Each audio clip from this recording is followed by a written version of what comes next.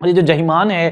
یہ انتہا پسند جو آئیڈیالوجی تھی اس کے اوپر یہ جو ایک ان کا گروپ تھا عربیوں کا جسے سلفی گروپ کہا جاتا ہے، یہ اس کا ایک نام نہاد اور بڑا تیز کارکن تھا۔ اب یہ جو سلفی گروپ تھا یہ انتہا پسند سوچ رکھتا تھا، اور 1979 میں سعودی عرب اور عرب میں تیل نکلنا شروع ہوا تھا اور عربیوں کی زندگیاں آہستہ آہستہ بدلنا شروع ہو گئی تھی، اور جو شاہی خاندان ہے وہ اور اس کے علاوہ جو شاہی خاندان سے منسلک جو خاندان تھے ان کا جو طرز زندگی تھا وہ تبدیل ہو رہا تھا، اور آہستہ آہستہ مردوں اور عورتوں میں آپس میں انٹریکشن ہو رہا تھا، اس کے علاوہ انٹرٹینمنٹ کے مختلف ذرائع اپنائے جا رہے تھے۔